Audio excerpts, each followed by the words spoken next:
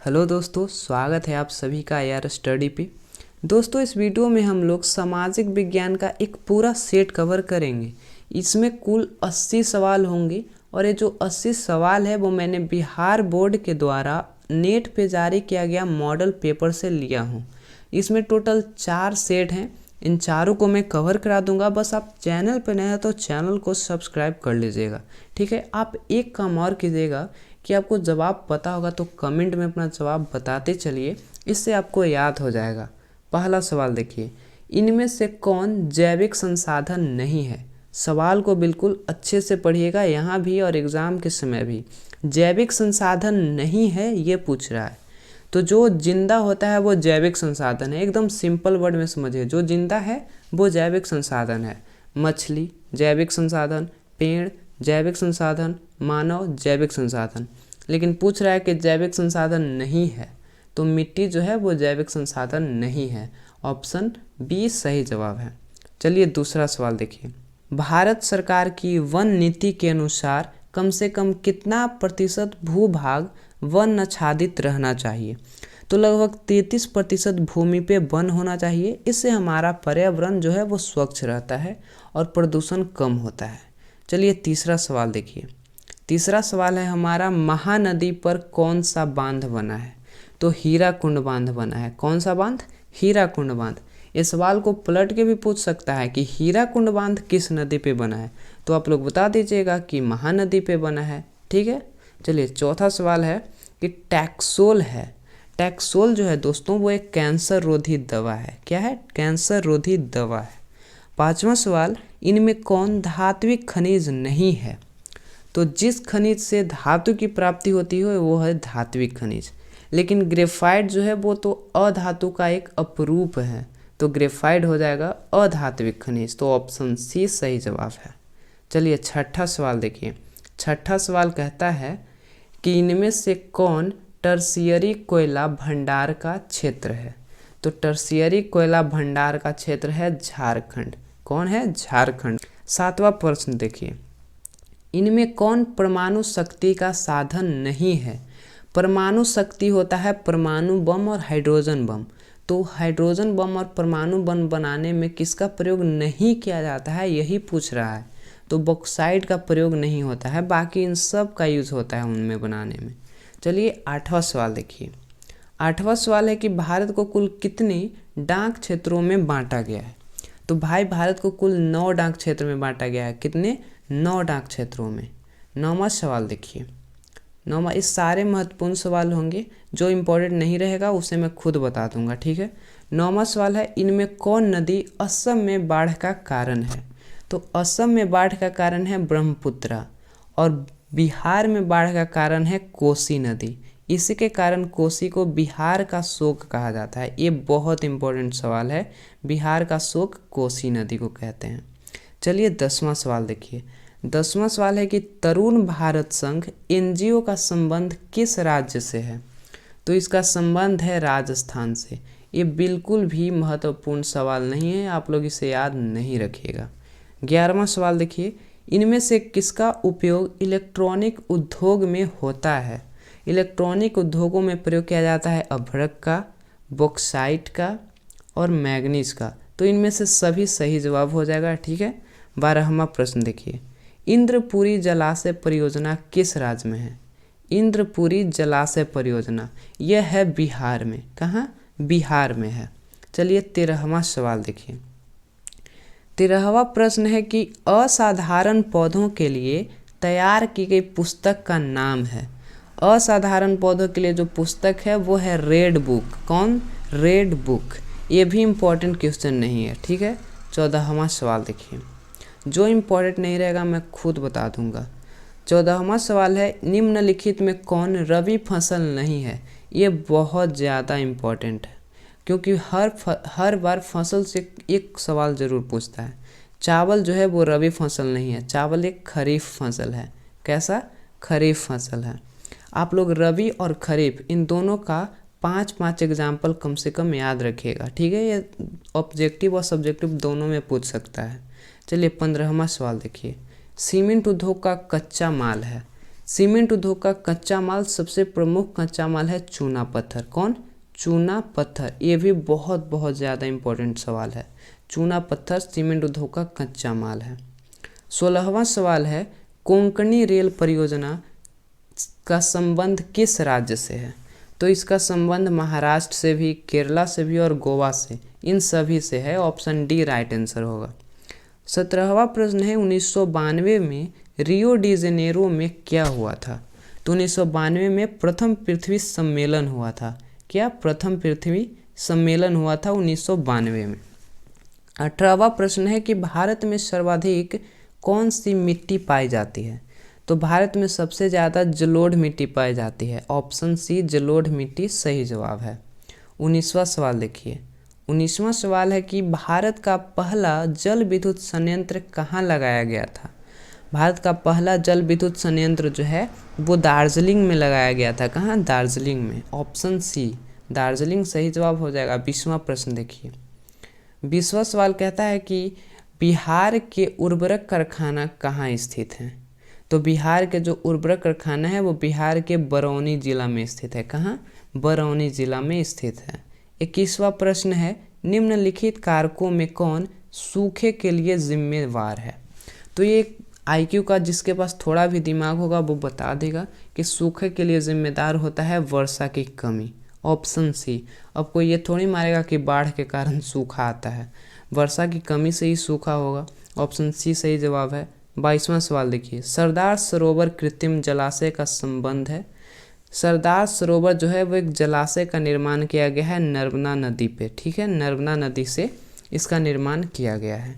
23वां सवाल है हमारा, जून 2023 में कौन सा चक्रवात आया था? तो इस चक्रवात का नाम था बिपरजॉय। यहाँ पे प होगा, बिपरजॉय नाम था। ऑप्शन बी राइट आंसर होगा। 24वां प्रश्न है, पृथ्वी की सतह पर सबसे पहले पहुँचने वाली भूकंपीय तरंग है।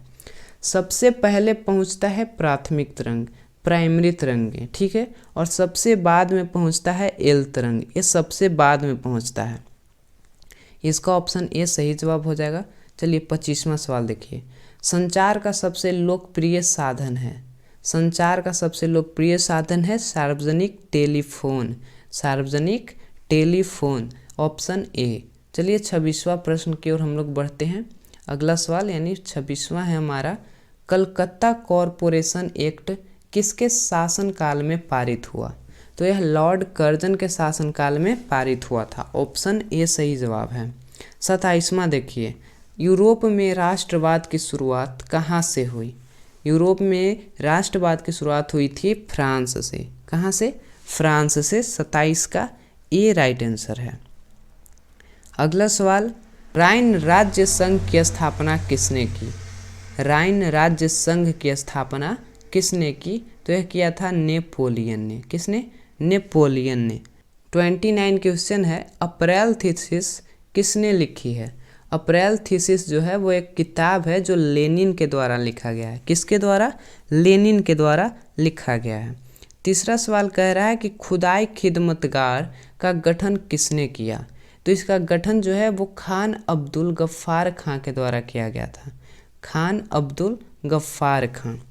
31वां सवाल, लाला हरदयाल ने इनमें से किसकी स्थापना की? तो लाला हरदयाल ने गदर पार्टी की स्थापना की थी। किसकी? गदर पार्टी की स्थापना की थे लाला हरदयाल। चलिए 32वां सवाल देखिए। 32 क्वेश्चन है हमारा, साम्यवादी गुट का अगुआ कौन था? साम्यवादी गुट का अगुआ था सोवियत संघ। कौन? सोवियत संघ। 33वां, इनमें से क्या मार्टिन लूथर की कृति है? यानी कि मार्टिन लूथर के द्वारा इनमें से कौन सी रचना की गई है? तो 95 थीसिस जो है वो मार्टिन लूथर ने लिखी है। 95 थीसिस। 34वां है, बंगाल बजट का प्रकाशन किसने किया? बंगाल बजट का प्रकाशन जो है दोस्त वो जेम्स ए हिक्की के द्वारा किया गया था। ये भी इम्पोर्टेंट क्वेश्चन है। बंगाल बजट का प्रकाशन जेम्स ए हिक्की के द्वारा किया गया। यूनान इनमें से किस देश के अधीन था? यूनान जो है वो इसमें से किस देश के अधीन था? फ्रांस के। ऑप्शन बी फ्रांस के अधीन था। 36वां सवाल देखिए, नमक कानून तोड़ने के लिए गांधी जी ने कौन सा स्थान चुना था? तो नमक कानून को उन्होंने दांडी यात्रा से तोड़ा था, तो दांडी में जाकर उन्होंने नमक कानून को तोड़ा था। 36 का सी आंसर हो जाएगा। 37वां सवाल देखिए, समाजवादियों की बाइबल किसे कहा जाता है? समाजवादियों की बाइबल किसे कहते हैं? दास कैपिटल को। दास कैपिटल के लेखक कौन है? Karl Marx. ये बहुत इंपॉर्टेंट सवाल है। दास कैपिटल के लेखक कार्ल मार्क्स और उसका जन्म जर्मनी में हुआ था, ये आप लोग याद रखिएगा। 38वां सवाल है, एक स्वतंत्र राष्ट्र के रूप में सिंगापुर का उदय किस वर्ष हुआ? एक स्वतंत्र राष्ट्र के रूप में सिंगापुर का उदय हुआ था 1965 में। कब हुआ था? 1965 में। ये सवाल ऐसे पूछ सकता है कि सिंगापुर कब एक अलग राष्ट्र बना था? तो 1965 में बना था। चलिए 39 क्वेश्चन देखिए। 39 क्वेश्चन है, वियना कांग्रेस में कौन राष्ट्र सम्मिलित नहीं था? कौन राष्ट्र सम्मिलित नहीं था? 39 का सही जवाब हो जाएगा जर्मनी। यह वियना कांग्रेस में सम्मिलित नहीं था। 40वां सवाल है, फॉरवर्ड ब्लॉक की स्थापना किसने की? फॉरवर्ड ब्लॉक की स्थापना किया गया था सुभाष चंद्र बोस के द्वारा। ठीक है, कौन? सुभाष चंद्र बोस के द्वारा फॉरवर्ड ब्लॉक की स्थापना किया गया था। 41वां सवाल है, बम्बई राज्य का विभाजन कर जिन दो राज्यों का गठन हुआ वो कौन है? तो बम्बई जो था वो पहले बहुत बड़ा राज्य था भारत का, और इसे ही दो भागों में विभाजित करके महाराष्ट्र और गुजरात का निर्माण किया गया। महाराष्ट्र और गुजरात का। 42वां सवाल देखिए।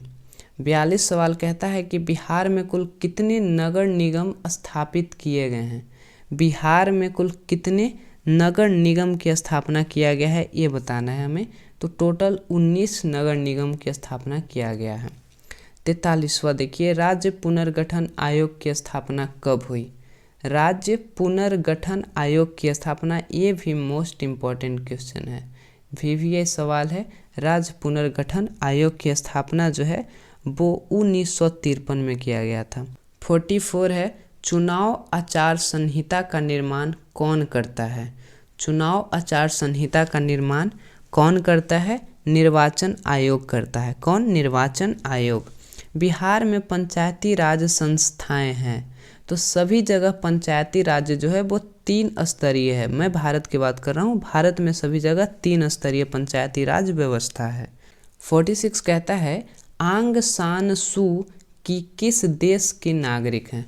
ये तो भाई नाम से ही पता चल रहा है कि किस देश का नागरिक है। ऐसे नाम से तो लग रहा था चीन का है, लेकिन यह है म्यांमार का। ठीक है, ऑप्शन ए सही जवाब है।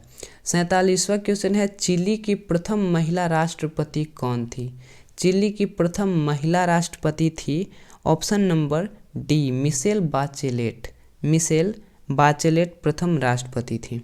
ये आप लोग याद मत रखिएगा, नहीं पूछा जाएगा। 48 क्वेश्चन देखिए, इनमें से किस पर लोकतंत्र का भविष्य निर्भर करता है? लोकतंत्र का भविष्य जो है वो निर्भर करता है निष्पक्ष चुनाव पर। अगर चुनाव निष्पक्ष नहीं होगा तो पार्टी जो है यानी सत्ता जो है वो गलत पार्टी के हाथ में चला जाएगा। 49 क्वेश्चन है, लोकसभा चुनाव में चुने हुए सदस्यों की संख्या कितनी है? लोकसभा में चुने हुए सदस्य की संख्या है 543, ऑप्शन बी। 50वां सवाल देखिए, इनमें कहाँ प्रत्यक्ष लोकतंत्र है?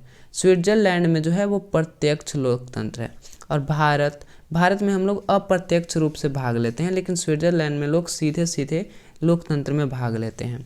चलिए 51वां सवाल देखिए, कितनी जनसंख्या पर ग्राम पंचायत का गठन किया जाता है? तो 7000 जनसंख्या पे ग्राम पंचायत का निर्माण किया जाता है। कितना? 7000 जनसंख्या पे।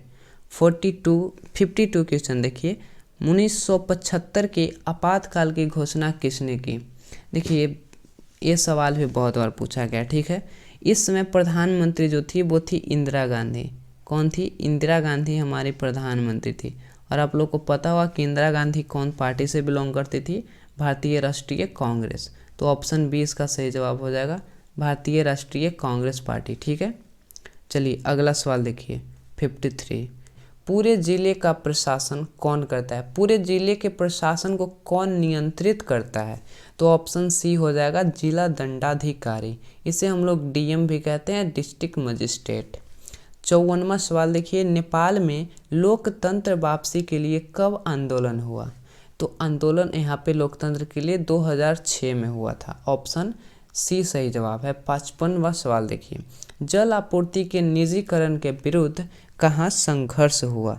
जल आपूर्ति के निजीकरण के विरुद्ध संघर्ष हुआ था बोलीविया में। कहाँ? बोलीविया में। ऑप्शन बी सही जवाब है। चलिए नेक्स्ट क्वेश्चन देखिए, व्हिग एवं टोरी नामक राजनीतिक दलों का संबंध किस देश से है? तो इसका संबंध जो है वो ब्रिटेन से है। किस देश से है? ब्रिटेन से है। ये जो है राजनीतिक दल से आपका सवाल नहीं पूछने वाला है, ठीक है। हाँ, ये देखिए, ये काफ़ी इम्पोर्टेंट सवाल है, बहुत बार पूछा गया है कि इंग्लैंड में महिलाओं को वोट का अधिकार कब प्राप्त हुआ था? यह 1928 में दिया गया था, महिलाओं को वोट का अधिकार इंग्लैंड में 1928 में। 58 क्वेश्चन है, इनमें से क्या संघात्मक शासन व्यवस्था की विशेषता है?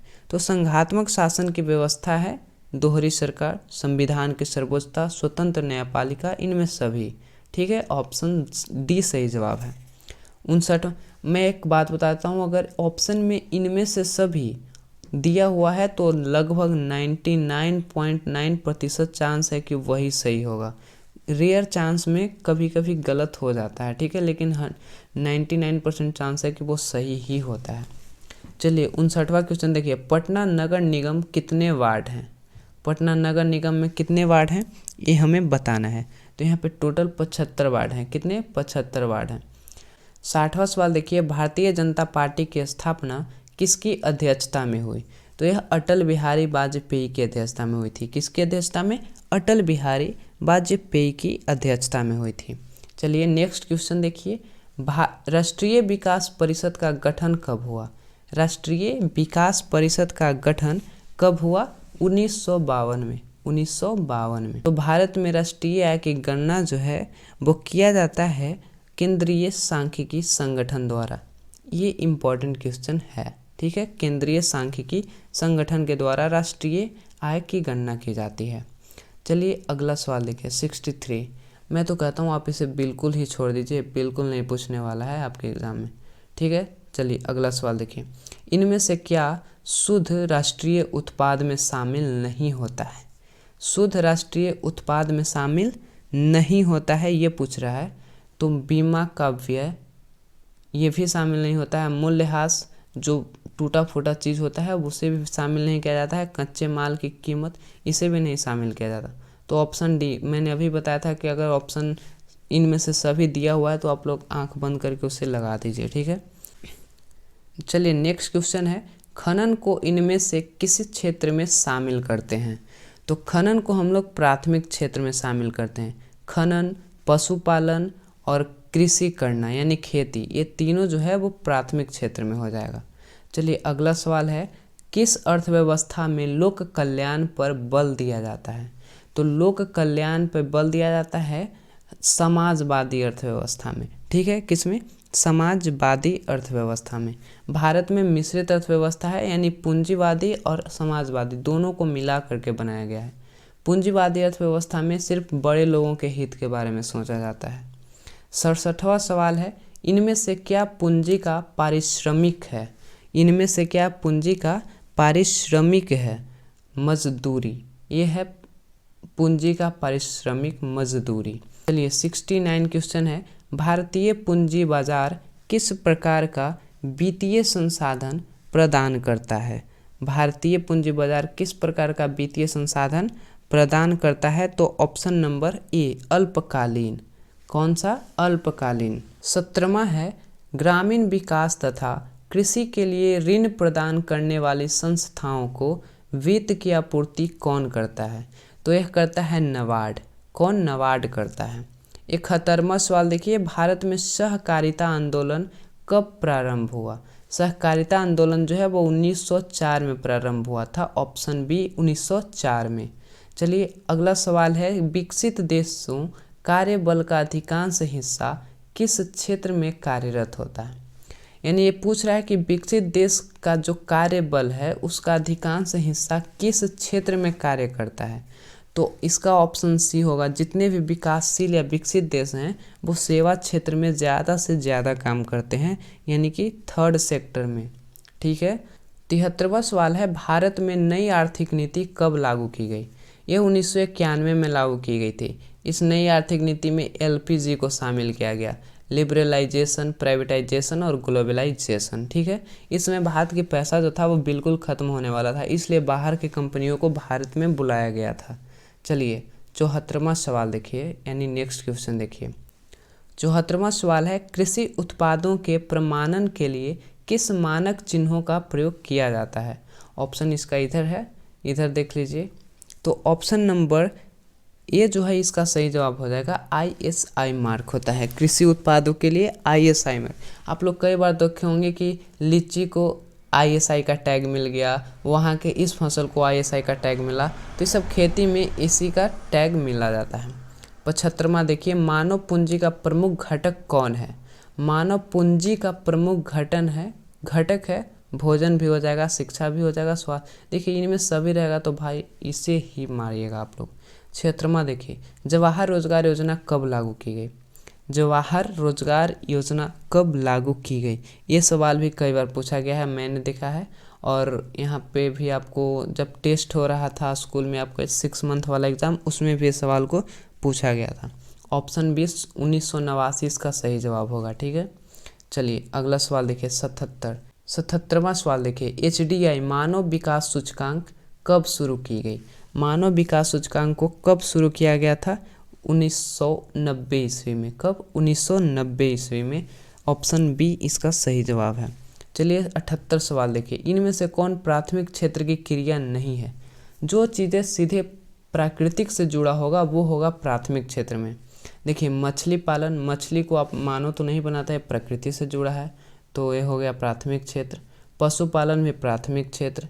वानिकी और विनिर्माण का मतलब होता है दोबारा निर्माण करना, और वानिकी जो है वो भी प्राथमिक क्षेत्र में शामिल होता है। तो ऑप्शन सी इसका सही जवाब हो जाएगा। ये जो है वो प्राथमिक क्षेत्र में शामिल नहीं है, ये द्वितीयक क्षेत्र में शामिल है। जैसे गेहूं से आटा बना देना, गेहूं उत्पादन प्राथमिक क्षेत्र, और गेहूं से आटा बना देना ये विनिर्माण हो गया। Option C. चलिए अगला सवाल देखिए, 79 है, इनमें से क्या आवश्यकताओं के दोहरे संयोग की समस्या को हल कर, यहाँ पे कुछ दिखाई नहीं देता है, नहीं दे रहा है, हल करता है, ये साफ साफ दिखाई नहीं दे रहा है। चलिए छोड़िए अगला सवाल देख लीजिए, इनमें से कौन व्यापारिक बैंक नहीं है। व्यापारिक बैंक नहीं है ये पूछ रहा है, तो भारतीय रिजर्व बैंक जो है वो व्यापार नहीं करता है, यानी कि लोगों का पैसा जमा और निकासी नहीं करता है।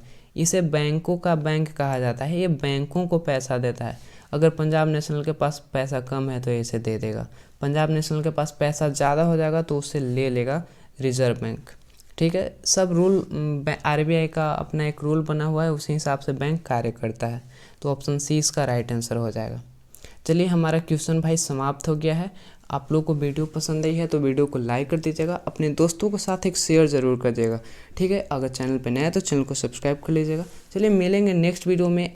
इसका जो मॉडल सेट अभी जो बचा हुआ है 3 ठो में, उसको लेकर के आऊँगा, तो आप लोग चैनल को सब्सक्राइब करके रखिए।